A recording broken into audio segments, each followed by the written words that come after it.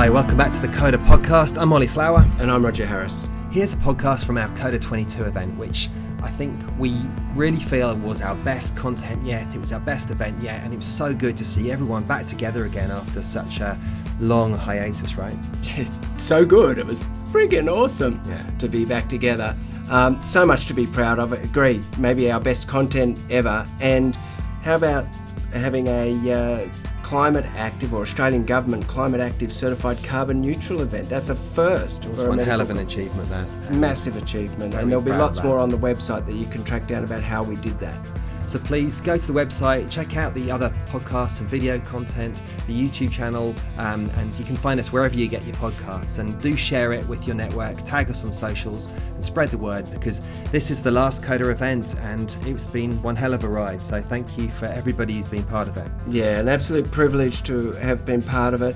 For more on the sort of winding up of Coda, check out on the website, and hope to see you all soon.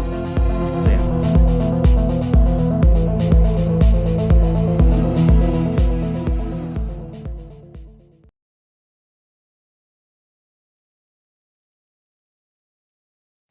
So to shift back to what we're doing in Australia, I'd like to introduce our next speaker, who's Heidi Lee.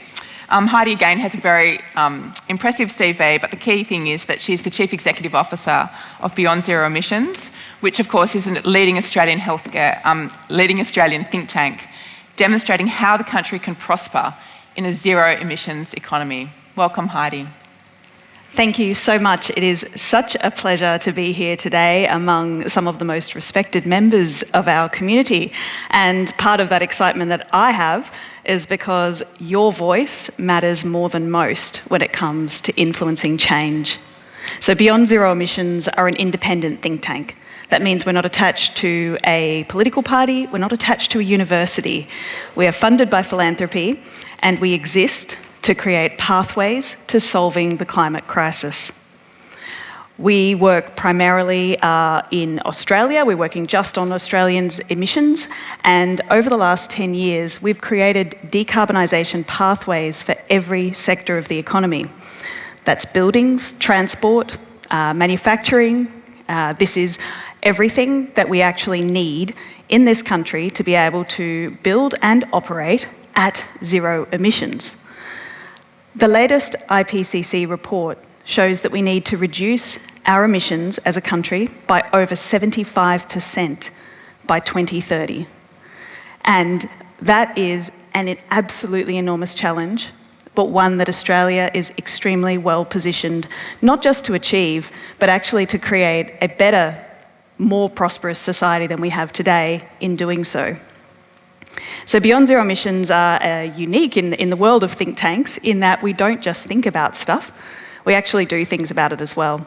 So while we have created with our research these decarbonisation pathways, we also put that research into action to working in partnership with local communities all across the country who work in partnership with us to co-create what a pathway to decarbonisation looks like for them. So you can go on our website and you can see all the different places that we've worked. We try to focus our energy on those communities that will be most affected in the transition. So that means not necessarily the suburbs, it's really us getting out into Collie in Western Australia, into the Northern Territory, in Port Augusta in South Australia. And right now we have 2 teams working in regional New South Wales and one in central Queensland. So the opportunity in healthcare is not just the big numbers. 7% of our national emissions are produced by the healthcare sector. And I love the turn of phrase that we're creating our own patients, because we are.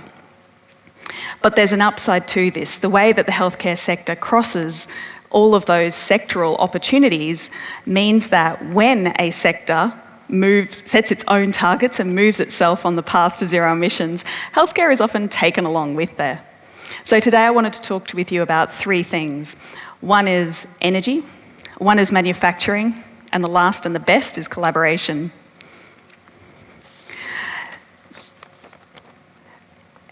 Technology exists today to power 100% of our healthcare sector on renewable energy. That's exciting. So the problem's basically solved, right? The opportunity today is very simple, and I think we'll hear more about this. You can just sign a power purchasing agreement for your healthcare facility to have 100% renewable electricity. That's fantastic. But like we've heard, you always have gas and fossil fuels coming on site, partly because of the uninterrupted power supply needs of health sectors, especially critical care, but also just from business as usual practices. So electricity can replace gas for heating water and heating space in our healthcare sector. Now, those pieces of technology already exist, and it's really important that when you are consulted, you are key stakeholders in the design of healthcare facilities. So when you are consulted about what matters to you, it's important to bring more than just what your clinical needs are to the table, but also to ask those informed questions about whether or not you've considered alternatives to gas for those space heating and water heating services. One of my favourite bits of technology, and I hope yours too, is a heat pump. So heat pumps are basically magic. They use a small amount of electricity plus ambient air temperature to create heat and cool. So that means they basically defy physics. For a small amount of electrical input, you can create 300 to 500% output on the other side. So if you've got a split system air conditioner at home, you've already experienced the phenomenal power of a heat pump. But those heat pumps not just work at domestic scale, they also work at industrial scale. So when I was working as an architect, as I did for the first sort of 20 years of my career, that was our number one thing, was to be able to look at heat pumps and their application in buildings to create both heat and cool for those processes. So don't be afraid to ask about a heat pump in your next consultation on the facility design or retrofit of your current workplace. One of the most exciting things I think we see on the road today are all electric vehicles. So naturally we need a lot of renewable energy to be able to power our entire transport sector, but there are fantastic trucks already on the road doing the jobs that they need to do for healthcare, not just for moving patients, moving staff, but also all of our logistics supply chains. We've seen some really exciting movements forward by our federal government in terms of exploring the opportunity for Australia, but already the private sector is miles ahead. There is no barrier to being able to quickly move Australia's transport sector, even the vast distances we cover, moving people and stuff around on electric vehicles. We hear about the range anxiety of the past, but now our new batteries can get us more than 300 kilometres on a charge, which generally does more than what we need to be able to do this. So it is not unreasonable to expect that our health services commit to a transition to all electric vehicles. Now, my favourite topic at the moment is manufacturing.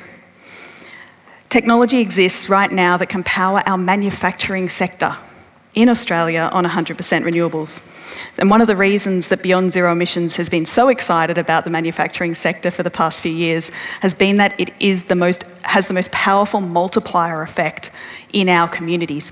That means the power of multiplying the benefits that you get from decarbonising manufacturing across supply chains to feed every other sector and every other function in the country.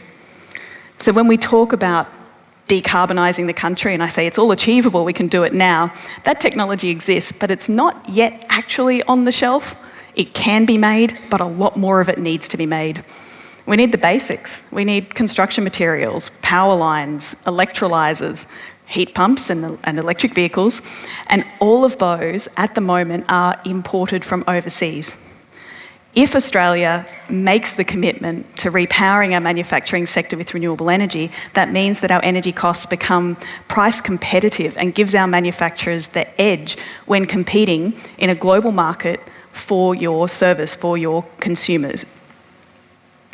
We've all seen what happens when global supply chains are disrupted. We know that to be able to make a more resilient community, a more resilient society, we need to be making more stuff onshore.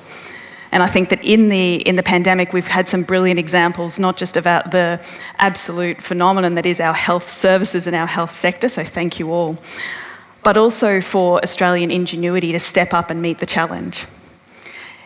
In the Hunter Valley, where Beyond Zero Emissions has been working with manufacturing partners and community stakeholders to create a renewable industrial precinct, we have a partner there called AMP Control. And AMP Control were one of the companies that stepped up to the plate when the New South Wales government asked for innovation to be able to create more ventilators to be able to address the COVID crisis. And I made notes on this. This is the real purpose of the piece of paper here. The ventilators were delivered to Hunter New England Health. They were designed and prototyped in just 18 days. And this is in a sector that Australia has been underinvesting in for decades. This sector here can actually supply medical equipment and technology to our health services onshore. And the way to make sure that that happens is to support that sector to be powered with 100% renewable energy, because that brings the cost of running those facilities down, and energy is the largest cost in most of our manufacturing sectors. So when we think about what is the connection here, we're all connected, but what is the connection here between health, energy, manufacturing? And I think it is the people in this room here. So one is that you are stakeholders, you are key stakeholders in influencing decisions made about the places you work and how those systems connect to get you and the stuff you need to your workplace. So becoming an informed advocate when it comes to those consultations, when you are asked. But the second is outward facing. You are the most trusted authority in the community. When you lend your voice to education and environmental awareness campaigns, people sit up and listen. So I ask all of you to look outside, not just your workplace, but to look at local issues in your community and lend your voice as a healthcare professional to supporting that important work to happen. Because when you speak, people listen. Thank you.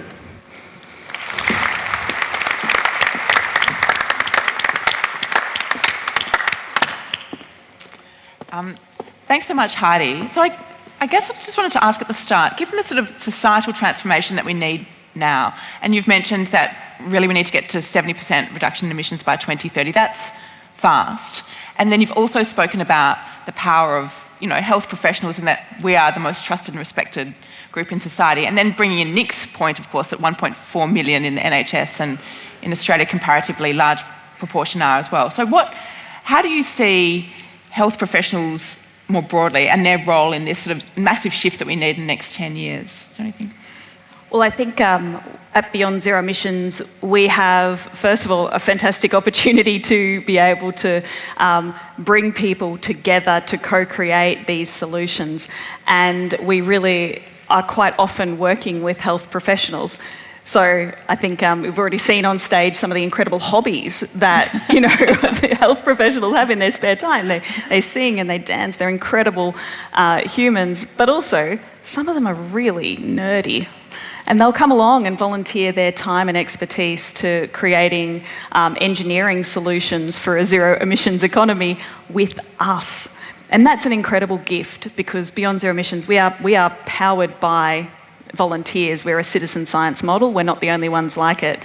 And when I'm asking you to step up and look outside of your workplace as well as doing what you can to decarbonise it, this is where you have the opportunity to contribute to efforts like ours that bring people together across society, but connected by a place and connected by a purpose, to be able to bring that experience, that positive experience of making a difference to life. Yeah, thanks.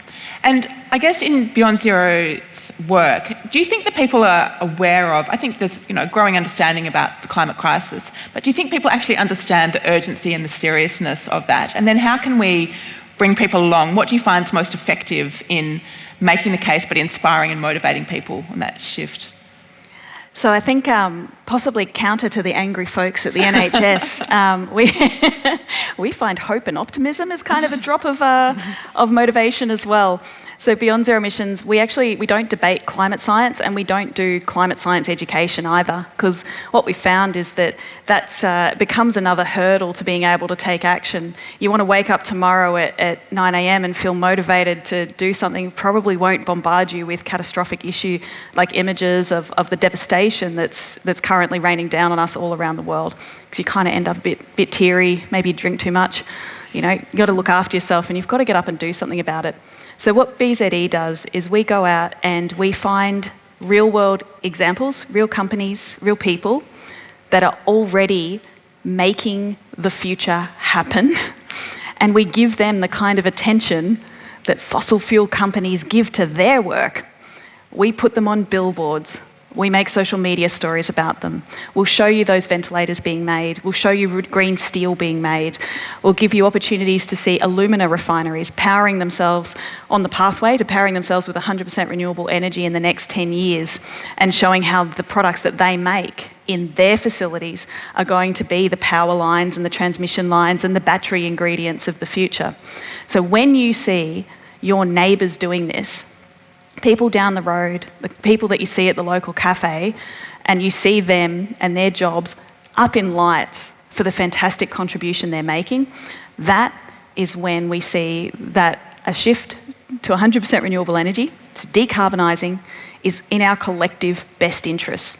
Knowing it's good for us, seeing everyone else as part of it, and feeling like you can contribute, we think unlocks an awful lot of momentum that otherwise isn't there. Yeah, and I think the health case, as you're talking about that, the health case is really important in that story. There was research published by Harvard University last year that found that fossil fuel air pollution, so it's air pollution from coal, oil and gas, is responsible for more than 8 million deaths globally every year. That's the same number of deaths as from cigarette smoking. So it's a very strong health reason. It adds another string to our bow in a sense. And health, of course, is something that people really care about. They can see the impacts there. Okay, great. So Heidi, then coming on to, are there examples that you've seen where engineers and architects and clinicians are working together on net zero projects? So that's the first part of the question. What examples are there out there? And then secondly, how's the collaboration gone, and how do you see collaboration improving in the future? Well, I think we're all about collaboration, because we basically don't get any work done. We don't make any products without collaboration. We actually have a very small team of staff, and they're all empowered with the ability to bring volunteers in to do the work. But I think more importantly, I think it's about being able to help you in this room become askers of great questions. Like, I think that we're often, when I used to consult with the healthcare sector about what they needed in their workspace, in the new hospital, in their upgraded doctor's surgery, there would be a lot of safe space talking. Like, we'd go over to the topic that we know the most about, and we'll talk about that. And that's really important, because when you're working with your designer, they need to know what you know about how you do your job to make sure it's done well. That's number one priority. But away from that, people were often reticent. They were held back from asking those questions felt like it would be dumb to ask, well, could we make it 100% renewable? What difference would it make to put solar panels on there? But I heard that gas was more efficient. They felt like they were dumb questions. And let's face it, you are probably the smartest person in the room most of the time, most of your life, and asking those questions can feel a bit intimidating. So we think that collaboration often looks like upskilling and educating you to give you confidence that you can ask those questions outside of your area of expertise in a way that helps the people serving you get you zero emissions facilities, get you great, healthy environments to work in and to live in. So that's where we see the multiplier effect happening of collaboration, is the ability to be able to educate you and give you confidence to engage in those topics that otherwise might not be ones that you'd be going to. Okay, yeah, Roger. Heidi, just a quick question from from Twitter. I'm the quitter. Interestingly, the theme so far of both talks, generally speaking from the audience, has just been amen, specifically to you, Nick. It's like hallelujah and amen. But an interesting one, which was, I think you alluded to, for us in healthcare, uninterrupted power supply is a big deal. And I think we keep getting fed this idea that renewables aren't reliable. Can you just perhaps elaborate?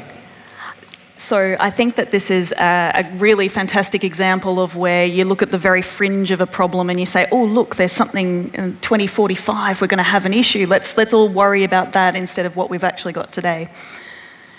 Today, very large amounts of renewable energy power our grid. The easiest way to decarbonise a health facility is to keep it connected to the grid. You don't try to run it in isolation, but we also know that in a disaster, we do need to be able to have parts of our facilities operating on backup energy, and that's one of the places that even in zero emissions or 100% renewable energy plus a net offset of the remaining emissions facilities that I've worked on and designed, we still run into biodiesel in the backup generators. Biodiesel needs to be circulated more quickly through the gensets than a regular diesel, but it can be done.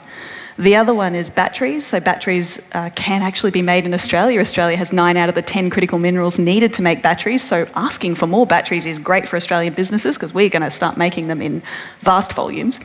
Battery power can actually provide that uninterrupted power supply that you need in your clinical facilities as well. So you don't need to worry about blips in the grid if you have the right size battery.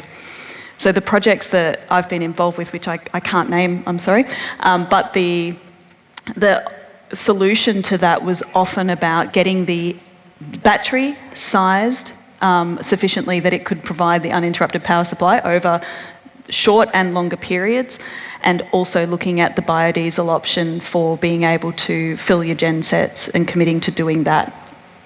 That is more cost effective over the life cycle of a facility than the price of fossil fuels.